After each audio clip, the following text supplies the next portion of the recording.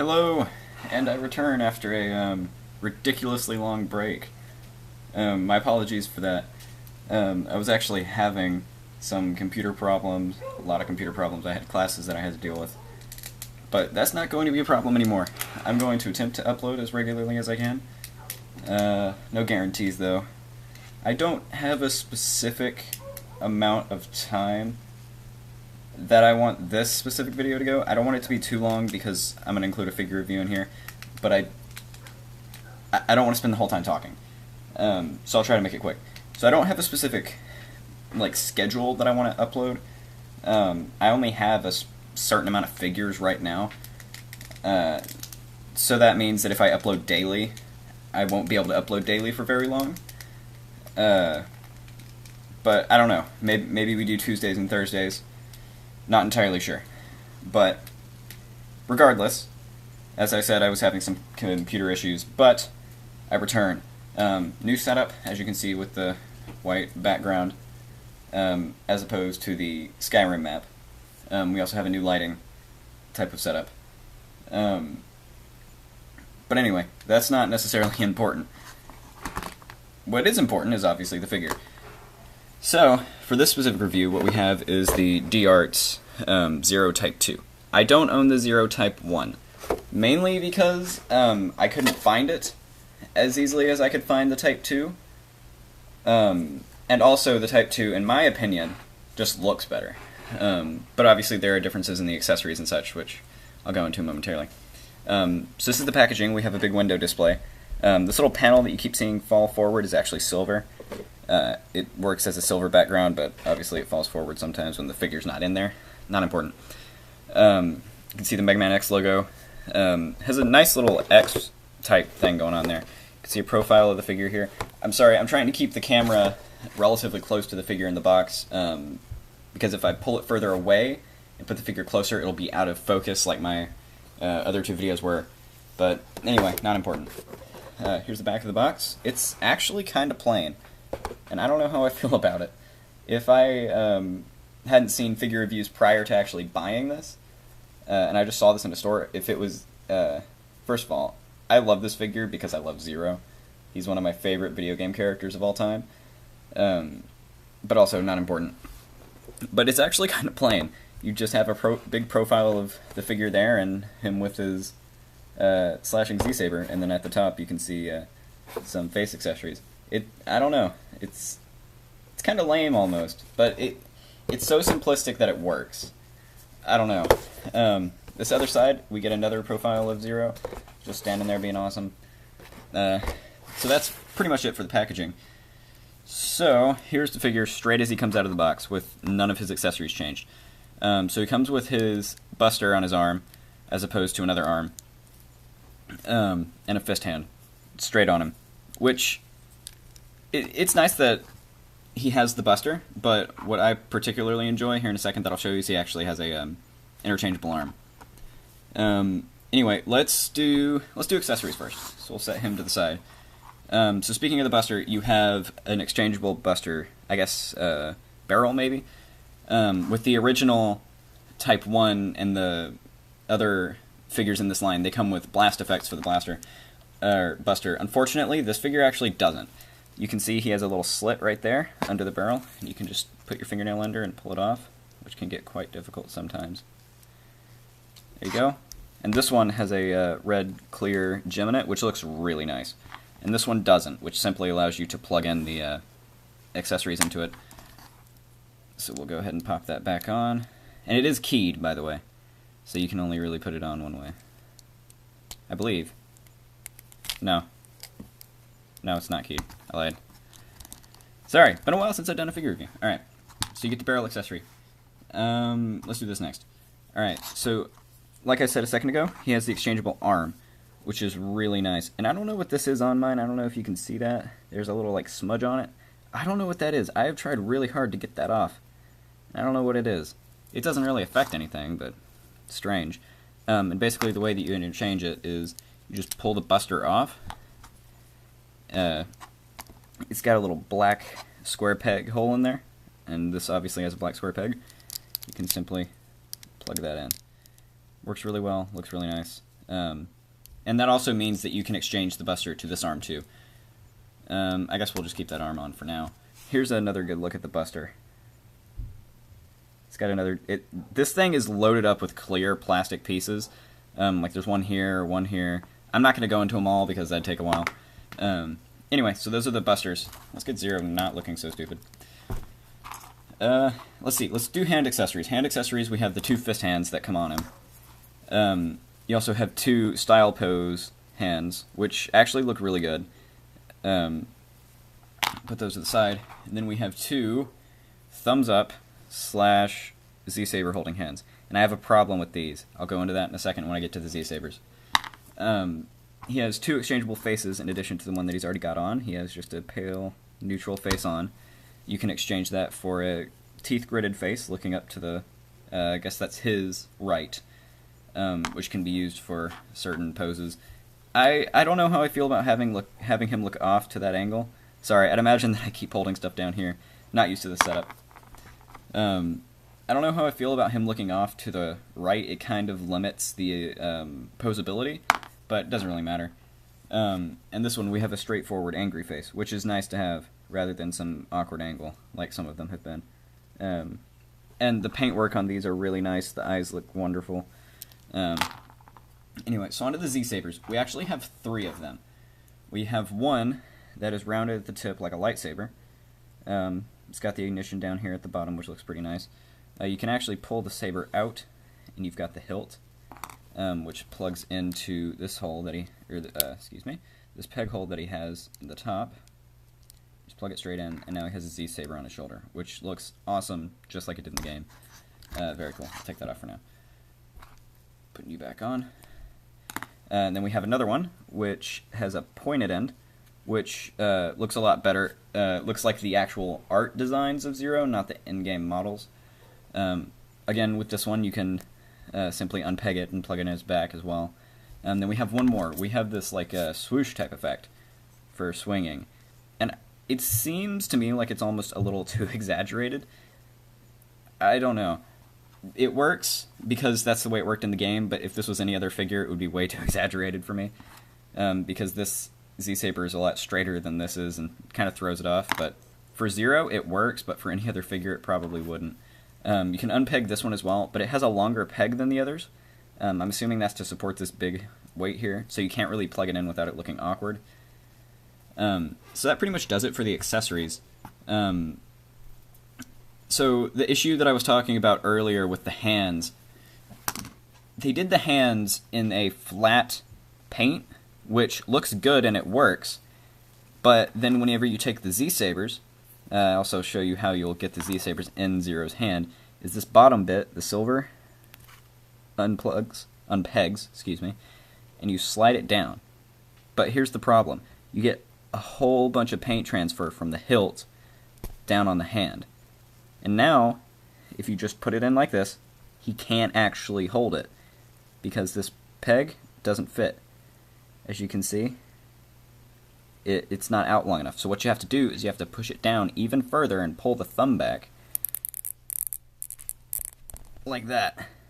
And that's kind of concerning because you can finally get the hilt on, but then you get a ton of paint transfer, obviously.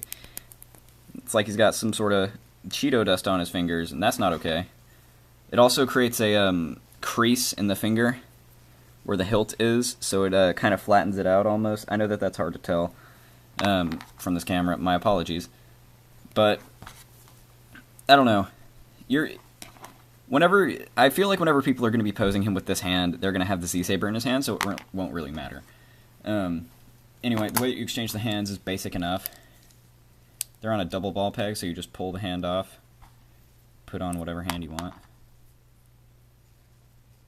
Can be difficult at sometimes, due to the way that the joint's done, but not typically too difficult. And the way that you exchange the faces, simply pull the front of the mask off, or I guess helmet technically, and there you have it. You just pull the face off. You also get a good look at the joint, and I'll go ahead and leave that off so I can show you the articulation. So starting at the head, this is also a part that kind of bothered me. There are only very few things that bother me about this figure, but this is one of them. His hair. His hair looks awesome, but the problem is with the it's on a hinge, and it can only go up to here.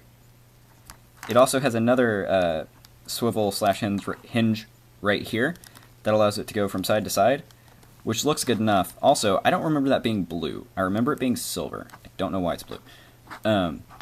So if I put the face back on, you'll see why I have a problem with it. His head is almost permanently pointing downwards. It's difficult to do a review and keep the figure posed right. It's almost always pointed down at this weird angle. If you try to tilt it up at all, that hinge keeps you from doing that.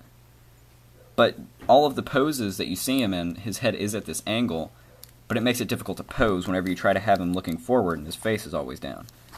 That's one of the few problems with this figure.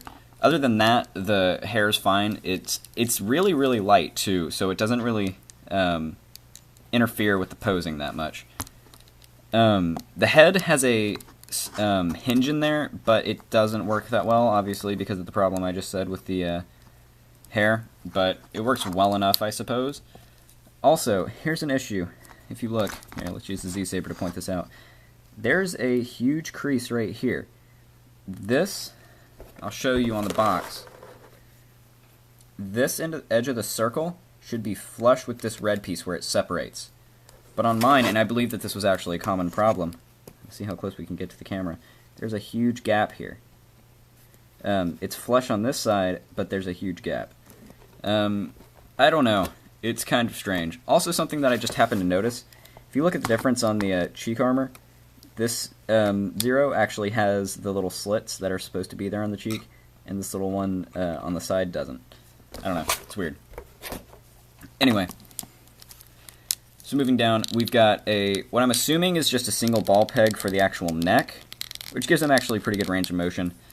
The elbows or the shoulders, I guess, are just ball pegs that go in, and then they're a ball hinge, which allows for actually really great range of motion. You can get the arm all the way up, all the way down, and this shoulder pad doesn't restrict it at all, really. Obviously, it restricts it here, but it looks good, and it works really well. Unless you go to about here, then you get a little bit of gapping there, and you can kind of see the black and the white, but it's not really a huge issue. There's a swivel at the bicep, or the shoulder, excuse me, and the elbow joint is really interesting. So you can take the arm off like I showed you earlier, and it has a hinge, and then another hinge. But the way that it's done is an interesting joint that I've never seen before. It works really, really well, and it doesn't destroy the likeness of the figure, which is great. So you've got that joint there, which gives you about 90 degrees, plus the other joint, which gives you pretty much full range. And also, this little cap that they've got. Ooh, hang on. Sometimes the little caps that hide the articulation like to slide off. That's a bit of a problem, but it's not as bad on Zero as it is on the Ultimate Armor X, which is the only other figure from this line that I own, but it's not important. They have these silver caps that hide the articulation, and they work well enough. On Zero, his elbow kind of shows out the back, but honestly, it looks really good. And that's really nice. The hands are just a double ball peg on either end, which give it pretty good range of motion. Obviously, because of this huge cuff that he's got, it restricts the range a little, but it's fine. The torso is, I believe, a ball peg down and then a ball peg up. I have not taken this figure apart. I took apart the Ultimate Armor X because his top torso was really, really loose. I fixed that. That's for that video, not for right now. But that's what I'm assuming the articulation is the same. I can't be sure. But regardless, you've got really good range of motion just for the top part. It's honestly incredible what they've done with this figure. The lower part, there you go. We can see it now. The lower part, like I was saying, I was just trying to articulate it then. And obviously, the lower bit is not as mobile at all. It really is only a swivel, and even then it doesn't want to swivel, which is interesting. Not entirely sure why that's there, but the top torso articulation totally makes up for that. Let's see. So now the hips are done really nicely. So obviously it's going to be really hard to articulate this. I have an older Zero figure that I'll show you what the problem was with him. And note, this figure is pretty darn old. What they did was they just put a ball peg for the hip and didn't give it much range of motion at all, which is a problem, which honestly I was afraid that they would do with this figure, but they didn't. What they did was they have this type of hinge, so you can bring the leg forward along with the cuff. Obviously you get a little bit of gapping there, but it's not really a problem. Along with your ball peg, which works really well. You can bring the leg out far enough for Zero, forward almost 90 degrees, and back, there you go, back. But it looks really good, and I think that that's actually what matters. I'm glad that they chose design over articulation, or not design, visual looks over articulation. Same thing with this knee here. The knee is pretty much the same joint as the elbow, where it's got the cuff, and the cuff works really well on the knee. Looks really, really good. And you can actually pull the leg out of the socket, and I'm not entirely sure why.